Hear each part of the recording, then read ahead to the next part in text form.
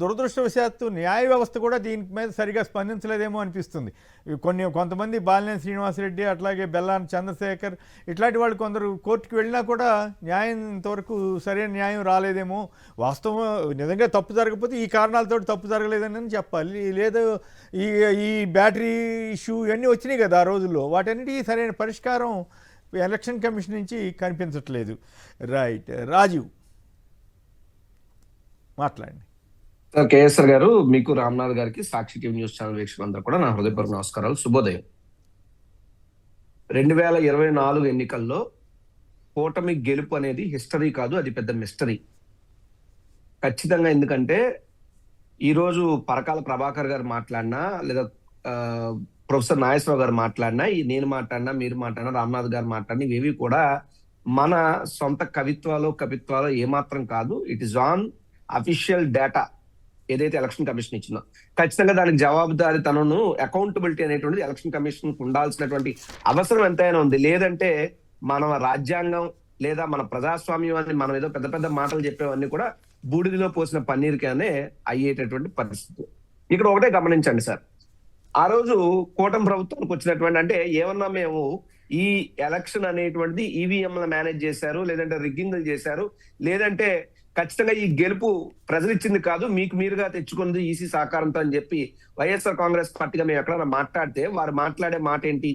మీకు 151 వచ్చాయి, మీకు 151 వచ్చినప్పుడు అది ప్రజా విజయం, మాకు 164 వచ్చినప్పుడు అది ఈవీఎంల విజయమా, ఇది మీకు సవ్వా అని చెప్పి మమ్మల్ని కొంతమంది అడుగుతున్నారు.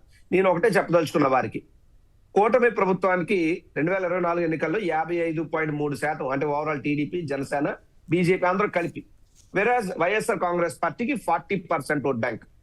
ఇప్పుడు ఈ మిస్టరీగా ఉన్నటువంటి సుమారు 12.54% ఓట్లు కలిపిన 51.94 అయినప్పటికీ కూటమికి మాకు 3% దగ్గర ఓట్స్ డిఫరెన్స్ ఉన్నాయి. ఇక్కడ గెలుపోటముల సమస్య కాదు సార్, గెలుపోటముల సమస్య కాదు.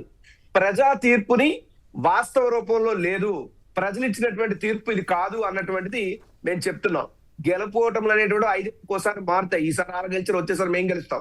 బట్ అది కాదు కదా, ప్రజలు మాకు 11 సీట్లు ఇచ్చారన్నటువంటిది పచ్చి అబద్ధం. ప్రజలు మాకు 40% కాదు, అంతకన్నా ఎక్కువే ఇచ్చారన్నటువంటిది అక్షర సత్యం.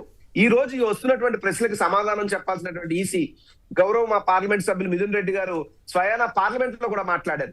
అనేక సందర్భాల్లో ఈసీని అడిగితే వీవీప్యాట్లు తగలబెట్టేశామని చెప్పారు. ఎందుకు తగలబెడతారు వీవీప్యాట్లు?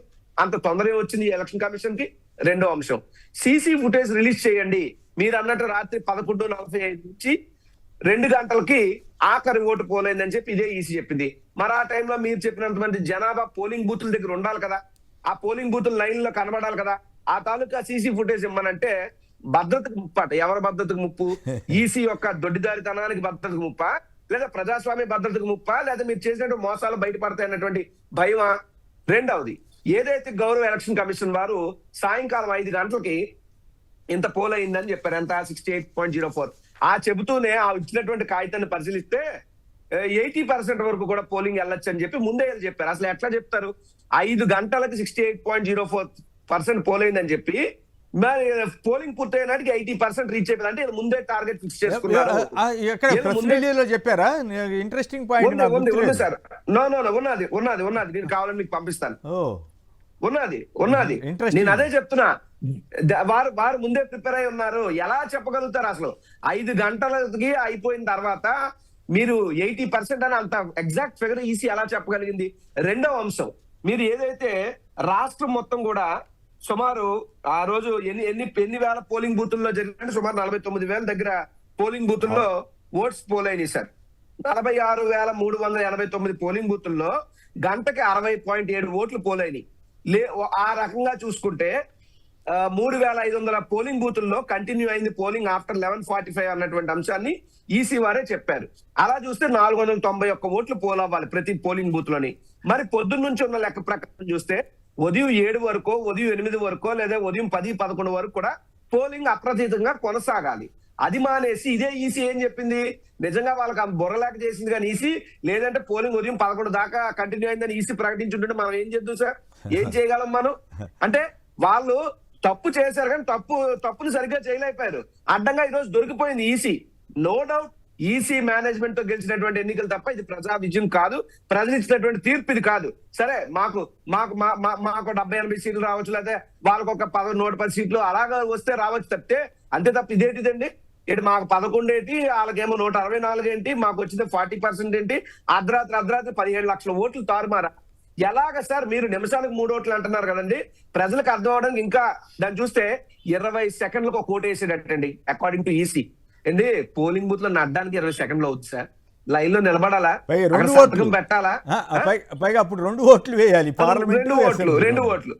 ఎస్, ఇక్కడ మనిషి అనేవాడు వాస్తవంగా ఓటర్ ఐడి కార్డు పట్టుకుని ఈసీ చెప్పినటువంటి రూల్స్ ప్రకారం ఎన్ని ఓట్లు వేయాలంటే అది అసాధ్యం.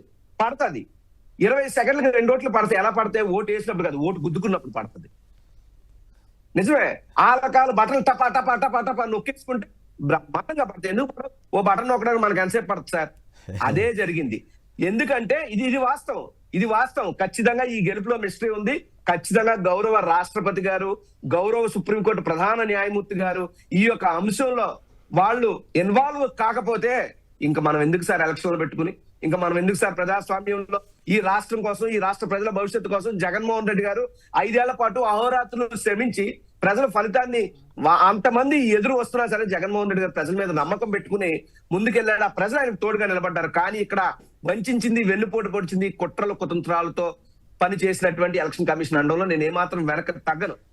దీనికి సమాధానం చెప్పాల్సినటువంటి బాధ్యత ఈసీ మీద ఉందని చెప్పి నేను తెలియజేస్తున్నాను. రెండో అంశం, ఖచ్చితంగా కాంగ్రెస్ పార్టీ గురించి ఇక్కడ నాకు అనుమానం కలుగుతుంది.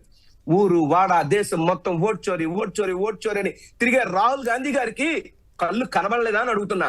కాంగ్రెస్ పార్టీకి చెవులు వినబడలేదా అని అడుగుతున్నా. ఆ కాంగ్రెస్ పార్టీ ఆంధ్ర పిసి అధ్యక్షురాలుగా ఉన్నారే షర్మిలమ్మ గారు, అమ్మా మీరు మాట్లాడితే జగన్మోహన్ రెడ్డి గారి మీద విమర్శలు చేస్తారమ్మా. ప్రజాస్వామ్యం మీద ఇంత దాడి జరుగుతుంటే మీరు ఆ పార్టీ రాష్ట్ర అధ్యక్షురాలుగా ఉండి ఏ రోజున ఒక్క మాట మాట్లాడారమ్మా? అంటే కేవలం మీరు మీ స్వార్థం కోసం రాజకీయాలు చేస్తూ జగన్మోహన్ రెడ్డి గారి మీద బొట్ట జల్లడం కోసం మీరు కాంగ్రెస్ పార్టీ అధ్యక్షురాలుగా ఉన్నారు తప్పితే ఈ రాష్ట్ర ప్రజాస్వామ్యాన్ని కాపాడడంలో మీ వంతు పాత్ర ఏదమ్మా? మీ కాంగ్రెస్ పార్టీ ఎందుకు నోరెప్పదు? రాహుల్ గాంధీ ఎందుకు మాట్లాడరు? అంటే మీరంతా కూడా చంద్రబాబు నాయుడు గారికి తాబేదారులుగా ఉన్నారు అన్నటువంటిది నిజం కాదా అని నేను అడుగుతున్నా. మీ అందరికి ఉదయం పూటేమో కమలం, రాత్రి పూటేమో కాంగ్రెస్ తో అంటకాగుతున్నటువంటి వ్యవహారం కాదా? దేశం మొత్తం కలయి తిరుగుతున్నారే ఓట్ చోరీ అని. What about Andhra Pradesh? అసలైనటువంటి ఓట్ చోరీ ఆంధ్రాలో జరిగింది. దీని మీద అందుకే మేము అడుగుతున్నాం. ఈ రోజు ఈ అంశం మీద స్పందించకపోతే ప్రజాస్వామ్యం మీద నమ్మకం పోద్ది. ఖచ్చితంగా మాలాంటి యువకులకు సార్, ఎందుకంటే రేపు మాపు ఎప్పుడైనా జగన్మోహన్ రెడ్డి గారు అవకాశాలు ఇస్తే ఎన్నికల్లో పోటీ చేయాలనేటువంటి ఆసక్తితో ప్రజా జీవితంలో ఉన్నటువంటి వ్యక్తులు ఈ రకంగా మేనేజ్ చేస్తే మేమేమైపోతాం సార్? ప్రజల కోసం నిరంతరం పనిచేసేవాడు ఏమైపోతాడు? ఎవరో ఈవీఎంనో ఈసీనో మేనేజ్ చేసుకుంటే ఎలక్షన్ నడిచేస్తాయి అంటే ఇంకా అంతకన్నా దుర్మార్గం ఏముంది సార్? ఖచ్చితంగా మొన్న ఖచ్చితంగా అప్రజాస్వామికం. గెలుపోవటం గురించి నేను మాట్లాడట్లేదు. వచ్చినటువంటి ఓట్లు, జరిగినటువంటి ఎన్నికల తీరు, వచ్చినటువంటి ఆ ఓటు 20 సెకండ్లకు 2 ఓట్లు అంటే హౌ ఈజ్ ఇట్ పాసిబుల్? ఇదేదో పవన్ కళ్యాణ్ గారికి కూడా నేను అడుగుతున్నా. ఆయన సినిమా అదేదో ఉంటుంది సార్, వకీల్ సాబ్, అందులో ఆవిడ మొయినాబాద్ నుండి పోలీస్ స్టేషన్ కి ఇలా వచ్చేసానంటే, అలా నువ్వు రావాలి అరగంటలో అంటే నీకు బజరంగి భాయిజాన్లో 2 లెక్కలన్నా ఉండాలి, లేదా అతీత శక్తులన్నా ఉండాలి, సూపర్ ఉమెన్ సూపర్ కాప్ అన్నాడు. ఈ రోజు జరగాలంటే సూపర్ ఓటర్స్ అయి ఉండాలా, సూపర్ ఈసీ అయి ఉండాలా, ఉండాలా, లేకపోతే ఇది సాధ్యం కాదు. అర్ధరాత్రి వేళ, పగలేమో ఓట్లు వేయలేదంటే అర్ధరాత్రి గారు 12 కాడి నుంచి చేశారంట. ఇది ఎక్కడ పంచాయతీ? ఏమి అన్యాయం సార్. సార్ ఖచ్చితంగా క్లియర్ కట్ గా నేను చెప్తున్నాను, ఇది గెలుపు హిస్టరీ కాదు, ఇది పెద్ద మిస్టరీ. ఇది ప్రజా తీర్పు ఏమాత్రం కాదు, ఇది వాస్తవం. దీని మీద ఏమన్నా ఉంటే ఈసీ స్పందించాలి. లేదంటే ఇంకా నేను చెప్పాను కదా, గౌరవ రాష్ట్రపతి గారు, గౌరవ సుప్రీంకోర్టు ప్రధాన న్యాయమూర్తి గారు ఇన్వాల్వ్ అయ్యి దీని తాలూకా తెలిస్తే తప్పితే ప్రజాస్వామ్యం బతికేటటువంటి అవకాశాలు లేవు సార్ ఇటువంటి పరిస్థితుల్లో అయితే మాత్రం ఎన్నికల్లో.